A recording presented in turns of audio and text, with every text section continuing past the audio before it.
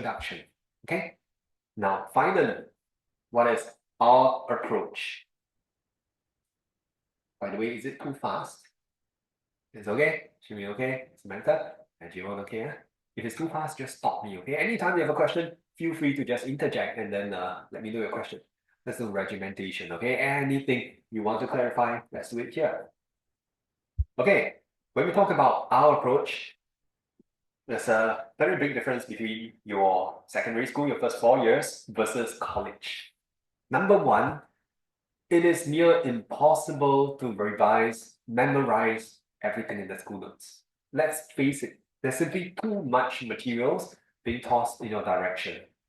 Okay? Memorizing, hardcore memory work, going to exams doesn't work.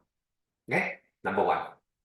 Second, even if by some miracle you memorize everything, you go to the exams, you see the questions, you will see a gap between what you have memorized and what is ultimately tested. Okay? So that gap is what we call application skills. So we need application skills and not just content. Okay? With that in mind, okay, with that as a backdrop, okay, when I talk about our approach, I don't know whether you've tried this as a kid. You have a treasure chest. I don't know how to draw a treasure. Let's just say this is a treasure. Okay? Looks like a sun. But there's a maze. Ooh. And you have to get to the maze, and some are dead ends. Okay? You know what's one way to solve this in your first attempt? Some of you say, okay, I go here. Oh no, I'm stuck. I go back. I try this one. I'm stuck. I go back. There's one way to solve it at your first attempt. What is it? And I've played this before. Samantha, any idea? How would you solve this? There's actually one way, which is to work backwards. If you work backwards, not from the person to the treasure, but from the, I know this is simplified, okay? If you work backwards, you will solve it right away. Okay? You can try it out if you find any. So our approach entails working backwards. I cannot overemphasize the importance of a certain methodology. Okay? So when you work backwards, first, we have to distill, okay? You have to distill the whole syllabus or distill each chapter into key examinable themes. Okay? So each chapter, you're going to see, okay, for example, the first chapter is what we call demand and supply.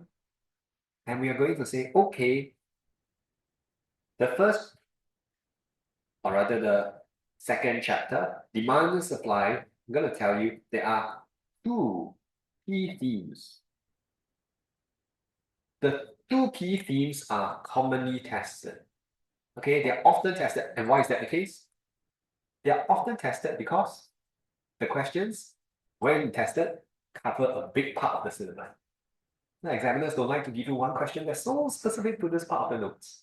They like questions which are broad. Okay, so we do this layer of distillation. And if you know these are the themes, you can relate to your exam questions. This is building the bridge that I mentioned earlier, the gap. And after you do this, it makes sense if you know that, oh, these questions tend to come up, okay? Then it makes sense for me to learn how to answer them. So we have to, okay, design answering structures for these themes. Okay, so in my notes, when you get them subsequently, you'll see things like a 3-step approach. Okay, a 4-step approach, and I give them names like certain things like ABC 332 approach.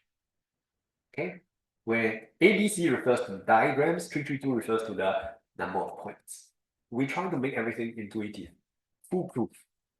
Okay, and sometimes they even say idiot proof, but no, I think here you still need to be able to have some cognitive ability. Okay, so when we do this, The whole syllabus is not a collection of notes, but maybe 20 structures. Once you have the 20 structures, you go for your exams, you can see it's a lot more intuitive. You manage your time better. Are we okay? So this is the first thing in terms of an introduction. Okay. Do you have any questions?